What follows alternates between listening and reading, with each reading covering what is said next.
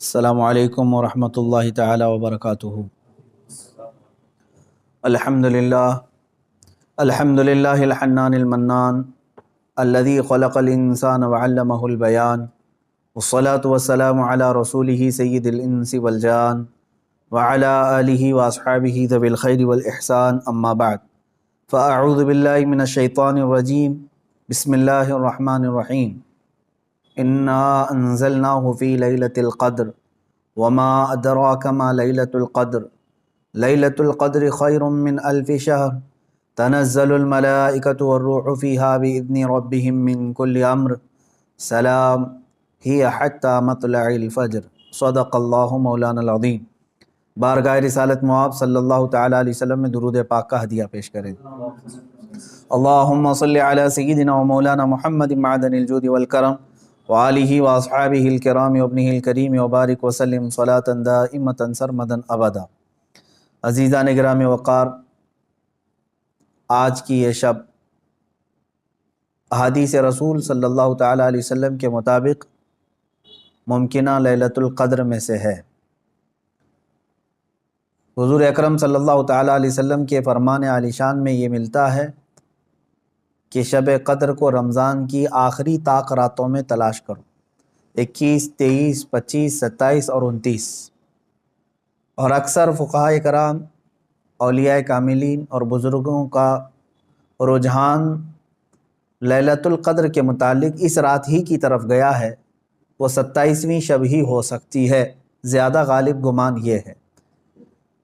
اور ہم لیلۃ القدر کو، شب قدر کو اس لیے بھی ڈھونڈتے ہیں کہ اس رات کی فضیلت میں میرے آقا صلی اللہ تعالیٰ علیہ وسلم نے ارشاد فرمایا، اس رات جو بھی مومن بندہ ایمان کے ساتھ کھڑا ہوا اپنے رب تعالیٰ کے حضور، رات میں عبادت کے لیے کھڑا ہوا، توبہ و استغفار کیا، تو حدیث پاک میں اللہ تعالیٰ اس کے پچھلے تمام گناہوں کو معاف فرمائے گا۔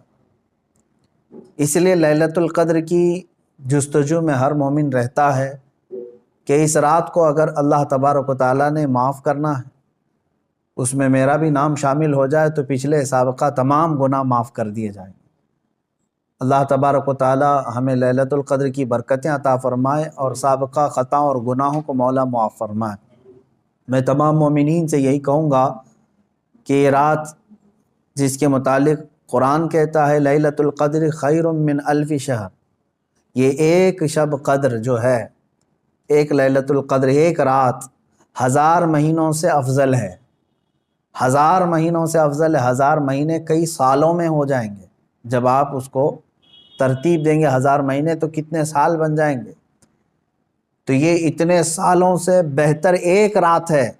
یوں سمجھ لو پوری زندگی عبادت کرنا ہے ایک طرف، اور لیلۃ القدر کی اس مقدس گھڑی میں عبادت کرنا ہے ایک طرف۔ اس لیے اس رات کو ضائع ہونے نہ دیں۔ جو لوگ اس رات کو عیش و عشرت میں اور ادھر ادھر بیٹھ کر کے یا پھر گھومنے پھرنے میں، بائک رائڈنگ میں اور لوگوں کے تماشے دیکھنے میں جو گزارتے ہیں، میں سمجھتا ہوں وہ بہت بڑے حرمہ نصیب ہیں۔ انہوں نے اپنی قسمت میں ملی ہوئی اس رات کو اپنے ہاتھوں ضائع کیا، ہلاک کیا۔ اور اسی لیے میرے آقا صلی اللہ تعالیٰ علیہ وسلم کی حدیث بھی ملتی ہے، وہ شخص تباہ و برباد ہو جائے، ہلاک ہو جائے جو رمضان کو پایا مگر اس کی قدر نہیں کیا۔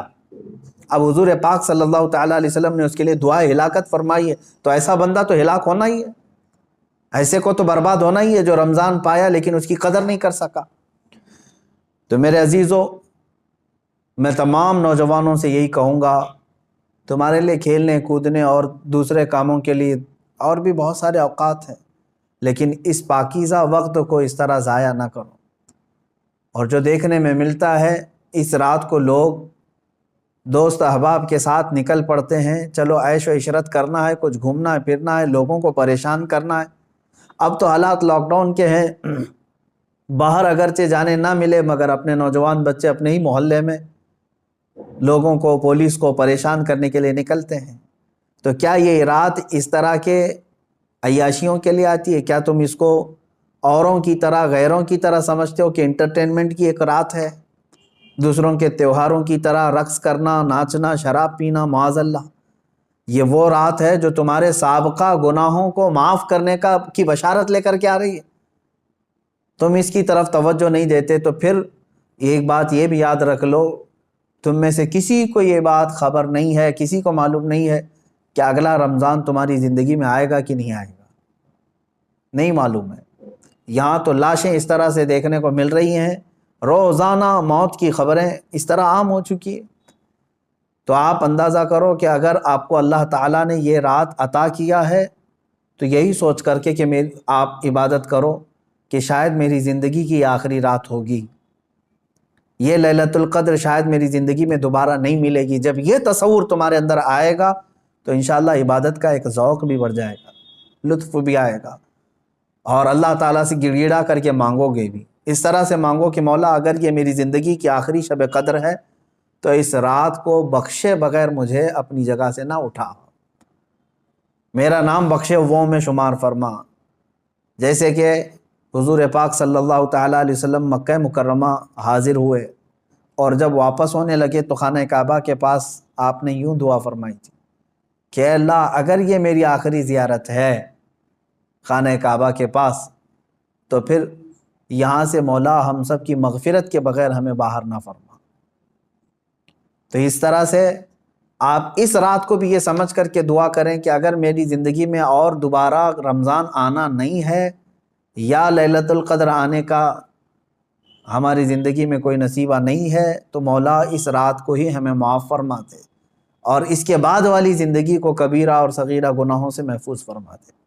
یہ لیلۃ القدر کے سلسلے میں میرے عزیزوں عبادتوں کا اہتمام کریں، عورتیں اپنے گھروں میں بچوں کو بھی لے کر بچیوں کو بھی لے کر بیٹھیں۔ صرف جاگنا اصل مسئلہ نہیں ہے، بعض لوگ سمجھتے ہیں کہ جاگنا چاہیے، جاگنے کا مطلب موبائل لے کر بیٹھ کر کے جاگنا، یہ فضیلت کی بات ہے۔ جاگنا اس کے لیے افضل ہے جو اپنے آنکھیں قرآن کی تلاوت میں لگا چکا ہو یا اپنے جسم کو رب ذوالجلال کی عبادت میں مصروف کر چکا ہو۔ اور اگر خالی جاگنا اور غیبت کرنا، چغلی کرنا یا واہیات دیکھنا ہے تو میں سمجھتا ہوں اس سے بہتر ہے سو جانا اس آدمی کا، وہ سو جائے گا تو کچھ گناہوں سے بچ جائے گا۔ تو یہ محض گناہ کرنے کے لیے جاگنا یہ افضل نہیں ہے اور نہ ہی اس میں کوئی نیکی کی بات ہے۔ اللہ تبارک و تعالیٰ سب کو اصلاح کی توفیق عطا فرمائے۔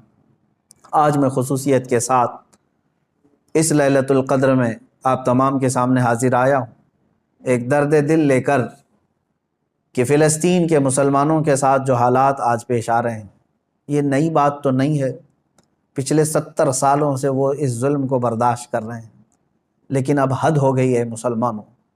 مسجد اقصیٰ میں بیت المقدس میں اسرائیلی پولیس داخل ہو کر اپنے جوتوں سمیت اور گولیوں سے مسلمانوں کو نشانہ بنانا، باضابطہ ہمیں وہاں کی جو خبریں آ رہی ہیں لوگ نماز میں مشغول ہیں، دعاؤں میں مشغول ہیں۔ کل بڑی رات تھی وہاں پر، کل لیلۃ القدر تھی، شب قدر کے لیے وہاں پر ہزاروں کی تعداد میں لوگ جمع ہیں، بچے بھی ہیں، بوڑھے بھی ہیں، جوان بھی ہیں، عورتیں بھی ہیں، وہ پیچھے آمین کہنے کے لیے آ بھی جاتی ہیں۔ ان سب کو ان ظالموں نے نشانہ بنایا ہے۔ مسجد اقصیٰ خون میں نہا رہی ہے، قبلہ اول ہمارا، بیت المقدس ہمارا، آج وہاں خون کی ہولی کھیلی جا رہی ہے۔ اب مجھے یہاں پر بات صرف اتنی کرنی ہے کہ وہ کہاں گئے سیکولر کے بھوت، وہ کہاں گئے جو انصاف اور امن و امان کی بات کرنے والے، ہیومن رائٹس کی تنظیمیں، کیا ان کے منہ میں گھی لگ گیا ہے؟ کیا ہے آج ان مسلمانوں کے خلاف جو حالات پیدا کیے جا رہے ہیں اسرائیلیوں کی طرف سے، اس پر کوئی آواز نہیں اٹھاتا؟ یہ دہشت گردی نہیں ہے میرے عزیزو؟ آپ سمجھو پوری دنیا ایک طرفہ دہشت گردی کے لیبل کو صرف مسلمانوں پر چسپاں کرنا چاہتی ہے۔ ورلڈ کا سب سے بڑا دہشت گرد ہے یہ اسرائیلی حکومت کے انڈر میں اس طرح کی جو سازشیں ہو رہی ہیں۔ آپ سوچیں کسی بھی مذہب کے، کسی بھی دھرم کے لوگ جب عبادت میں ہوتے ہیں تو گویا کہ وہ دنیا سے کنارہ ہو کر اپنے اپنے خدا کے پاس جا رہے ہیں، یہی تو ان کا تصور ہوتا ہے۔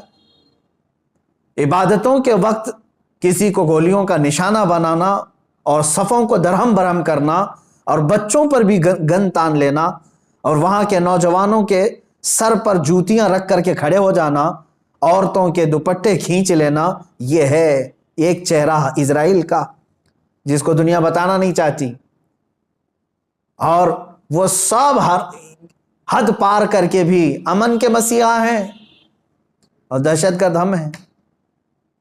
وہ قتل بھی کرتے ہیں تو چرچا نہیں ہوتا، ہم آہ بھی کہتے ہیں تو ہو جاتے ہیں بدنام۔ میرے عزیزو، اب یہ وقت قیامت کے قریب کا ہے، آپ دیکھو کہ تمہارا مسیحا ہے کون تمہارے لیے آواز اٹھانے والا ہے۔ تقریباً 57 ممالک اسلامی نام سے جانے جاتے ہیں، ان میں کا کوئی لیڈر سوائے ترکی یا کچھ لوگوں کے؟ یہ سارے اپنے عیاشیوں میں مصروف ہیں۔ فلسطین کے بچوں کو ایک لقمہ کھانا دینے کے لیے بھی سعودی عرب کی حکومت تیار نہیں، امارات تیار نہیں۔ یہ تو اسرائیل کے ساتھ پینگے بڑھا رہے ہیں، اسرائیل کے ساتھ معاہدے کرنے چلے ہیں، اپنی پراپرٹیاں اور اپنے ایئرپورٹ ان کو گروی دینے کے لیے چلے ہیں۔ سمجھنے کی آج ضرورت ہے، جہاں اسلامی ملک ہم سمجھ رہے ہیں، سعودی ہو یا امارات ہو یا بحرین ہو یا قطر ہو، یہ تمام ممالک، ان سب کی نہ جانے کون سی مجبوریاں ہیں، یا ان کے گھروں میں کون سے یہودی آ کر داخل ہو چکے ہیں، یہ واللہ عالم۔ کہ نہ سیریا کے مارے جانے والے مسلمانوں کے لیے بات کرتے ہیں، نہ فلسطین کے نہتے بچوں کے لیے بات کرتے ہیں، نہ یہ برما کے قتل عام پر کوئی بات کرتے ہیں۔ ان کو تو کچھ لینا دینا نہیں ہے امت مصطفیٰ سے، بلکہ یہ الٹا امت کے ان غریب مسلمانوں کو بلیم کرتے ہیں کہ یہ اس طرح دہشت پھیلاتے ہیں۔ ایک وقت آئے گا، دیکھ لینا، ان کی کرسیاں ہلیں گی، وقت آئے گا جب ان کے تاج اچھالے جائیں گے، یہ سب بہت بری موت مارے جائیں گے۔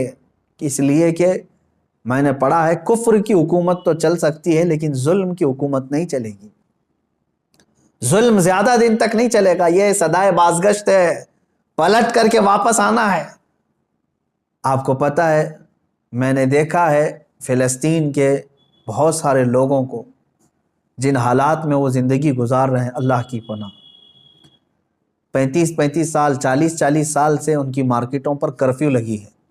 کرفیو سمجھتے ہیں، ایک دن 2 دن کرفیو لگے تو ہمارے دکانوں پر تالا، اور 40 سال سے کرفیو لگا کر کے رکھے ہیں کچھ مارکیٹس میں، بازاروں میں، دکانوں پر جالے لگ چکے ہیں، بہت ساری پراپرٹیاں اور جائیدادیں ہڑپ کر کے اسرائیلی غصب کر کے بیٹھے ہوئے ہیں۔ یہ ساری کی ساری چیزیں بنا ان عرب لیڈروں کی اجازت کے اور ان کی منظوری کے نہیں ہو رہی ہیں۔ یہ سب میں ان لوگوں کی ہمدردیاں شامل ہیں۔ انہوں نے سعودی ہو یا جتنے بھی یہ مسلم کنٹریز ہیں، فلسطین کے بچوں کے خون پر اپنی کرسیاں بچھائے ہوئے ہیں۔ آج ہمیں درد ہوتا ہے اس بات کا میرے عزیزوں کہ اب مسجد اقصیٰ کو بھی انہوں نے پامال کر دیا، مسجد اقصیٰ کے اندر داخل ہو کر کے اپنی گن کو اٹھا لیا اور عبادتوں کی اور صفوں کو وہاں پر درہم برہم کر دیا۔ اب یہ تمہارے سمجھنے کا وقت آ چکا ہے، اب مسلمانوں تمہارے اتحاد کا وقت ہے۔ لیکن ہم تو یہاں سے آواز اٹھاتے ہیں، جتنا ہو سکے میں بیدار کرنے کے لیے آواز اٹھاتا ہوں، ورنہ رہ رہ کے 100 زخموں کا خیال آتا ہے، کس زخم پر ہم بات کریں آج۔ اسی لیے وہ حالی کا شعر مجھے یاد آتا ہے، رسول پاک کی طرف مخاطب ہو کر کے حالی نے کہا تھا، اے خاص ہے خاصان رسول وقت دعا ہے، امت پہ تیرے وقت عجب آ کے پڑا ہے۔ آج یہی حال تو ہے امت پر، ایسے حالات کہ ہماری بہنیں بہت چیخ رہی ہیں اپنی عزت کے لٹنے پر، ہماری ماؤں کو بے آبرو کیا جا رہا ہے، لیکن ان کی مدد کے لیے اٹھنے والا کوئی شہسوار نظر نہیں آتا۔ مشرق سے مغرب تک، شمال سے جنوب تک ایک چپی اور ایک خاموشی ہے، ایک ایسا سنسان ماحول ہے کہ سب اپنوں میں اور اپنے آپ میں مست ہیں۔ تمہیں معلوم ہے آج ہم افطاری کے لیے بیٹھتے ہیں تو بڑی بڑی نعمتیں کھا لیتے ہیں، ان بچوں کا کیا ہوتا ہے جن کی افطاری کے وقت ان کے باپ اور ماں کی لاشیں سامنے رکھی رہتی ہیں؟ رمضان المبارک ان کا ہر سال اس طرح سے خون میں نہلا دیا جاتا ہے، یہ کون سا انصاف ہے؟ یہ امریکہ جو ہیومن